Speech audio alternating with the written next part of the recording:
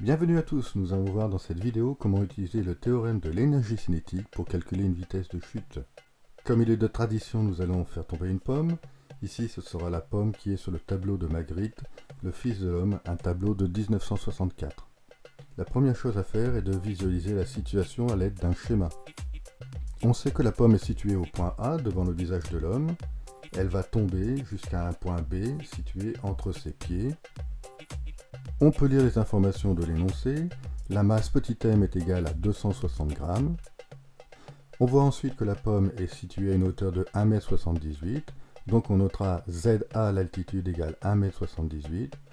Quant à l'altitude au niveau du sol, sera égale à 0 m. Une information importante est la suivante, on voit que la vitesse initiale est nulle, il faudra donc écrire VA égale 0 m par seconde.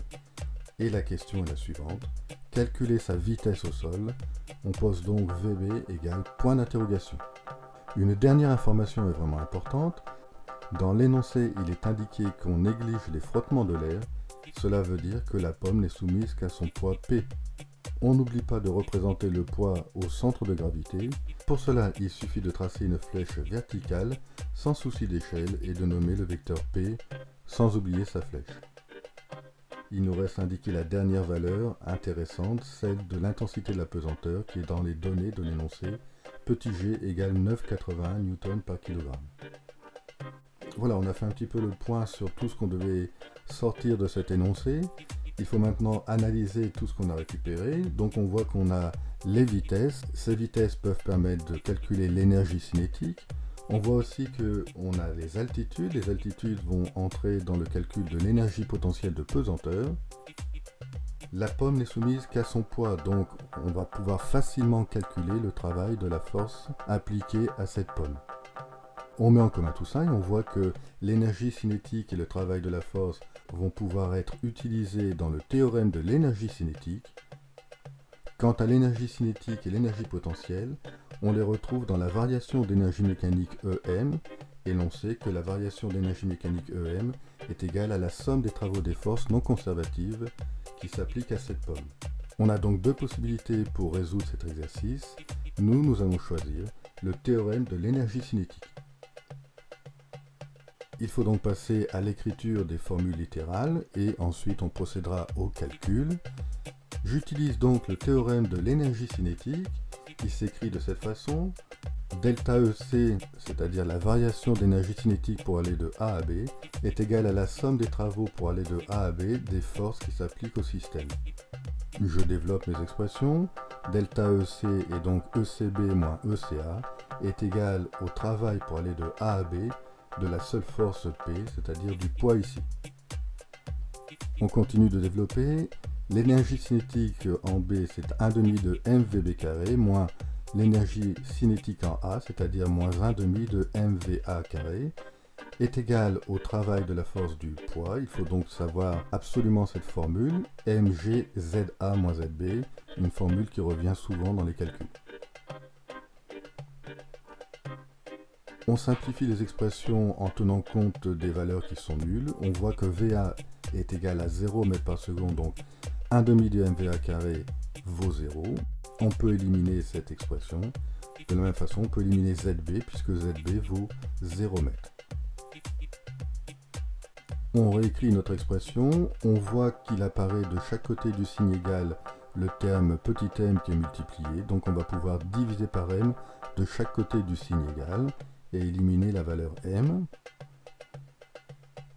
Il nous faut aussi éliminer le 2 de 1/2. Il suffit pour cela de multiplier par 2 de chaque côté du signe égal et l'on obtient VB carré est égal à 2GZA. Il suffit maintenant de prendre la racine carrée. VB est égal à racine de 2GZA. On encadre le résultat. En ce qui concerne le calcul, il faut vérifier que les unités sont cohérentes entre elles. On vérifie bien que ici tout est dans le système international. On a la vitesse en mètres par seconde, l'altitude en mètres, l'intensité de la pesanteur qui est en newton par kilogramme, donc il n'y aura pas de problème de conversion d'unité. Avant de passer à la calculatrice, je pose le calcul. VB est égal à 2 fois G, c'est-à-dire 9,81 fois ZA égale 1,78 m. Mon résultat me donne à la calculatrice 5,909619. Il est hors de question évidemment d'écrire ce résultat tel quel, il faut tenir compte des chiffres significatifs. On se souvient que dans une multiplication, le résultat a autant de chiffres significatifs que la valeur du calcul qui en a le moins. Ici, les valeurs du calcul ont toutes deux 3 chiffres significatifs, 9,80 et 1,78. Il va falloir 3 chiffres significatifs pour le résultat. Il faudra donc arrondir à 5,91 mètres par seconde. Il ne faut surtout pas oublier l'unité.